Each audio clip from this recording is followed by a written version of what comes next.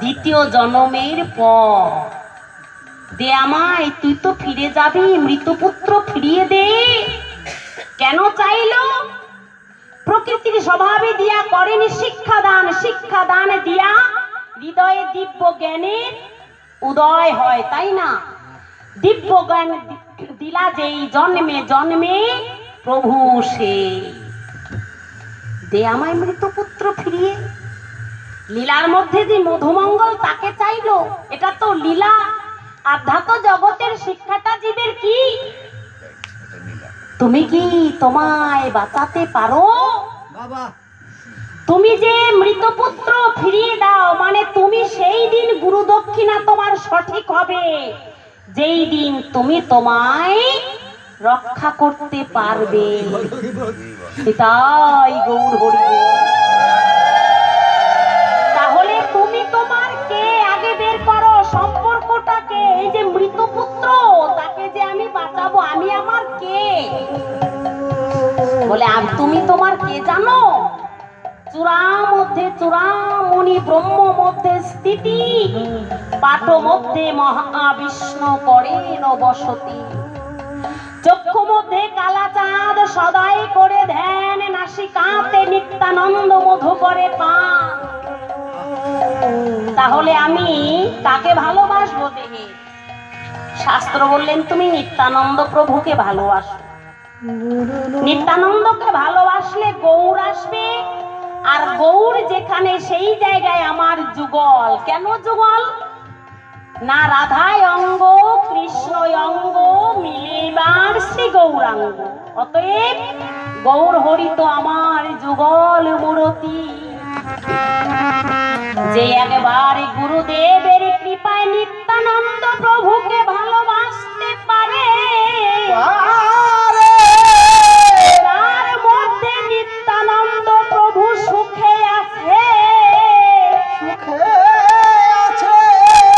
ঘরেও আনন্দ তার, বাইরেও আনন্দ তার, সাধু সঙ্গেও আনন্দ। নিত্যানন্দ প্রভুকে সুখে রেখে যে একবার আনন্দ কীর্তন শ্রবণ করে, সে সাধুকে আলিঙ্গন করে কি বলে জানো? কি বলে জানো? ওরে আমার মন তো যেতে চায় না ঘরে। হাহা, তাই গৌর হরি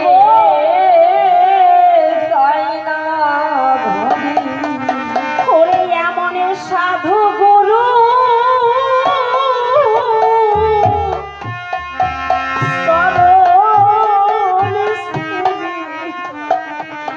আমার মন তো যেতে চায় না ঘরে।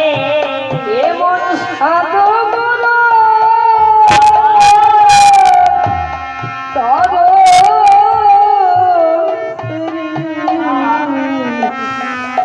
আমার মন তো যেতে চায় না। ও সে সাধুর চরণে ধরে গড়াগড়ি করে, ও তার মন তো যেতে চায় না ঘরে। ও সে সাধুর চরণ ধরে গড়াগড়ি করে, ও তার মন তো যেতে চায় না। তাহলে নিত্যানন্দকে ভালোবাসতে হবে। নাসিকায় যে নিত্যানন্দ, শ্বাসের টান গুরুর কৃপায় শিখে নিতে হবে, তবেই তুমি গুরু দক্ষিণা সঠিকভাবে দিতে পারবে। দে আমায় মধুমঙ্গল ফিরিয়ে। ভাগবতে কীর্তন করলেন গুরু দক্ষিণা পালায়। আর যদি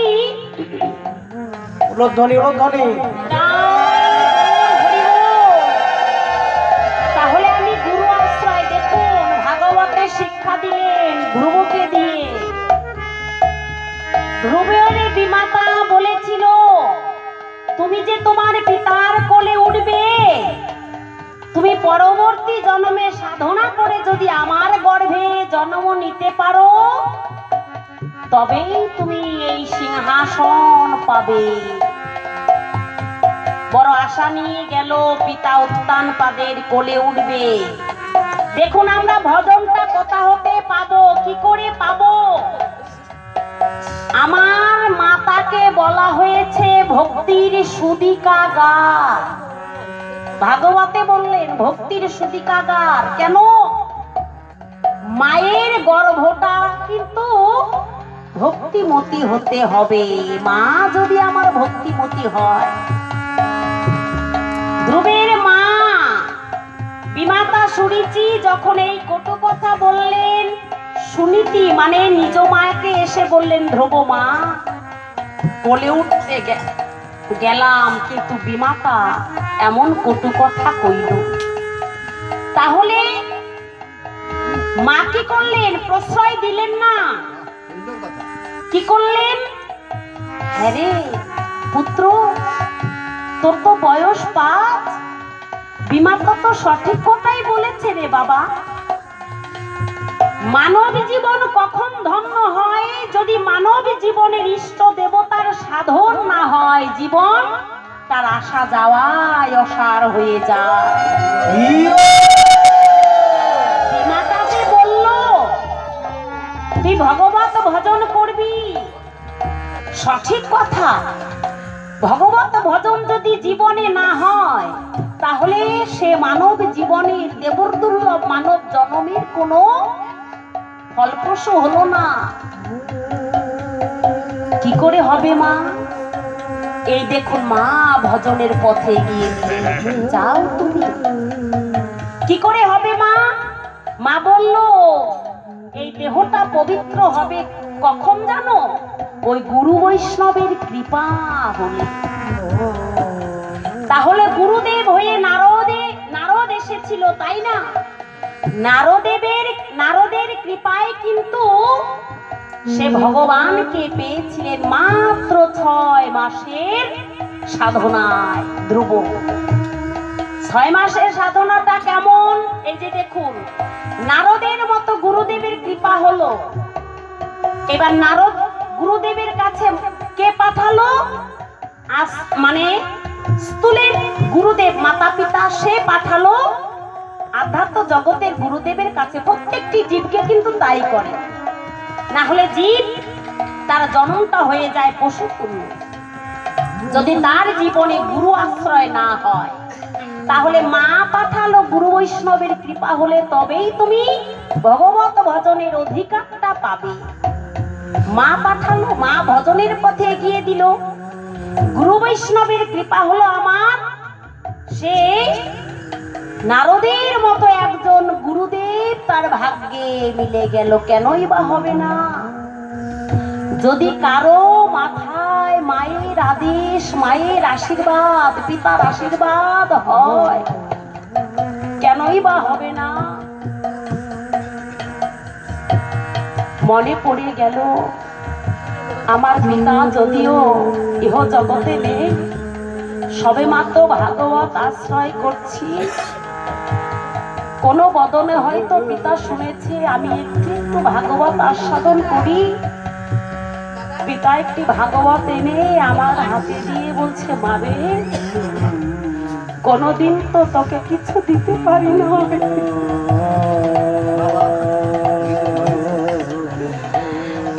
আমি তোকে এই উপহারটি দিলাম। পিতার শ্রী চরণের সঙ্গে সঙ্গে প্রণাম করে বললাম, পিতা বাবা, একটি জীবের যা প্রধান প্রয়োজন, এই মানব জন্ম পেয়ে সাফল্যের যে কারণ, যে ভক্তির দ্বার, সে দ্বার তুমি খুলে দিলে। যে পিতাই গৌর,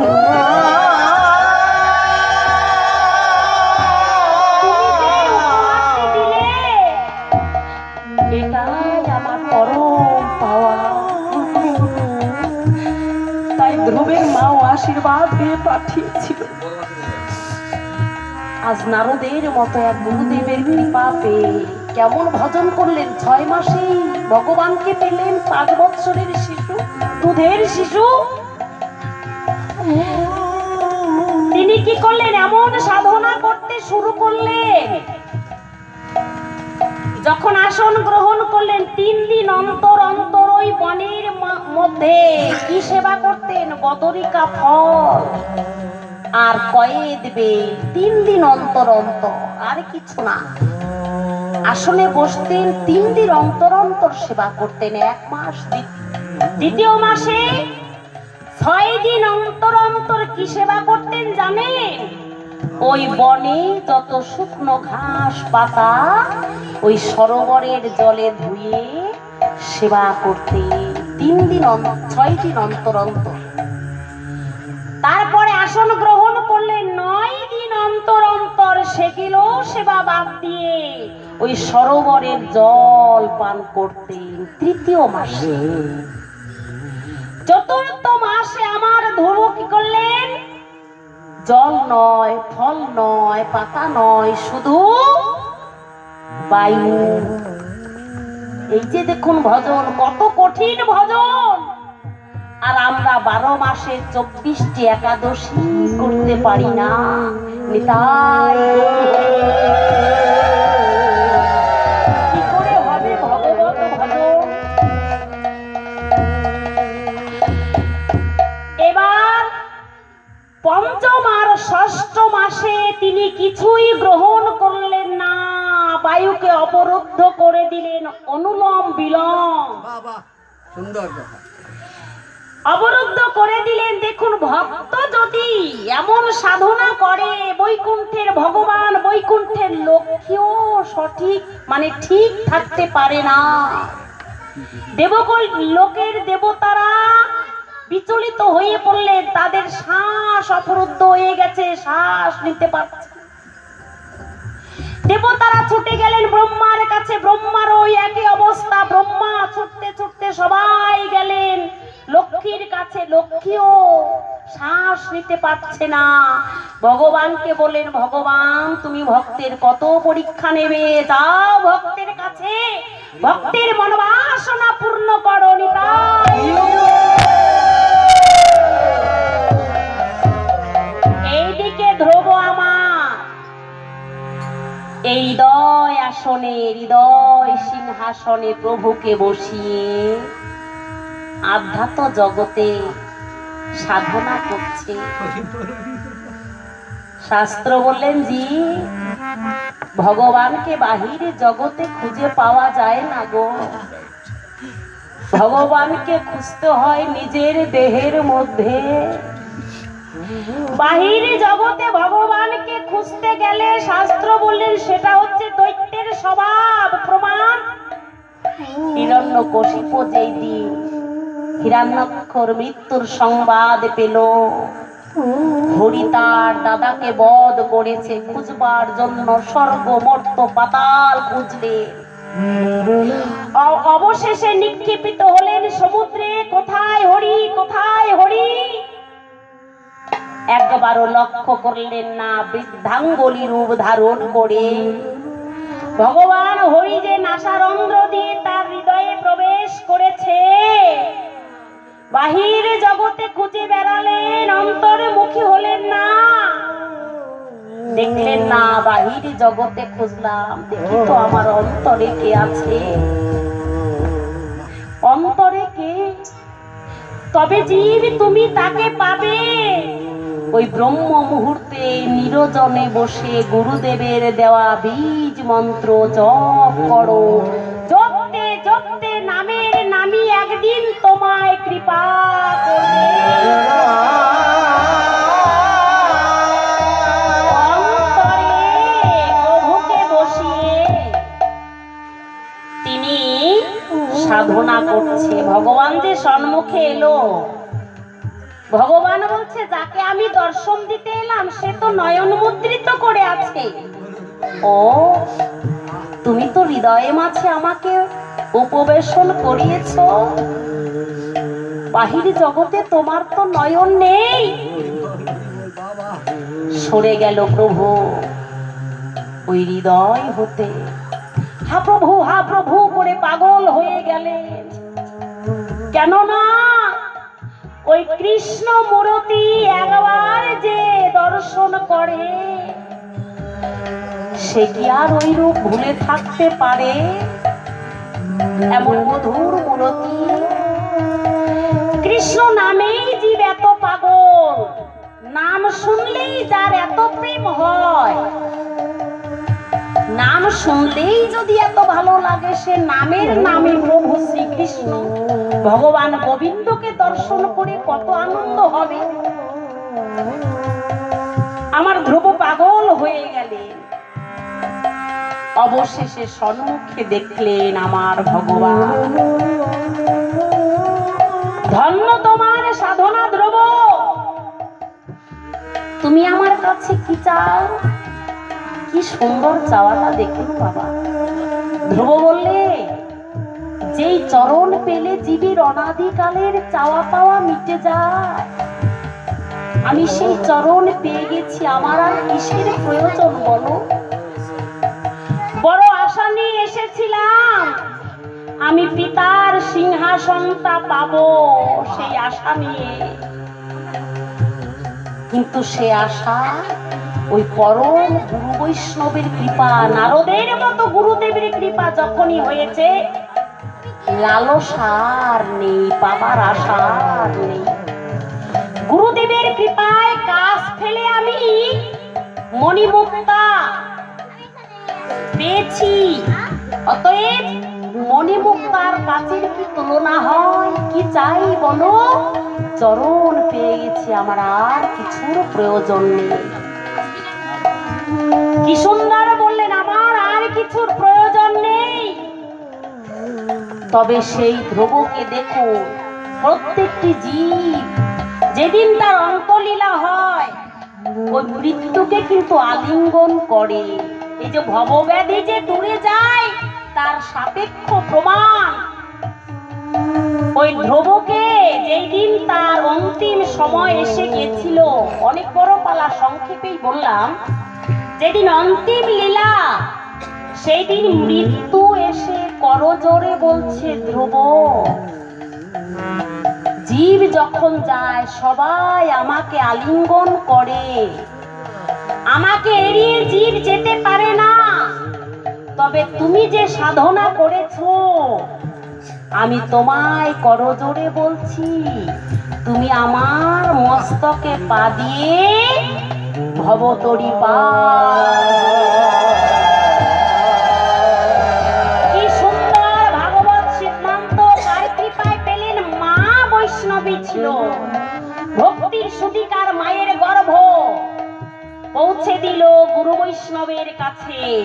গুরু বৈষ্ণবের কৃপায় তার ভগবত ভজন হয়ে গেল। আর যদি শুক্রাচার্যের মতো গুরুদেব ভাগ্যে হয়ে যায়, শুক্রাচার্যের মতো গুরুদেব যদি কারো ভাগ্যে হয়, তার ভজন তো দূরের কথা, নিজের লালসার কারণে ভজন হতে তাকে ফিরিয়ে নিয়ে আসবে, নামিয়ে নিয়ে আসবে। এসেছিল তো ভাগবতী, আপনারা সকলেই আস্বাদন করেছেন। কোথায়? বলি মহারাজের পালায়, তাই না? সকলেই আস্বাদন করেছেন। বলি মহারাজের পালায়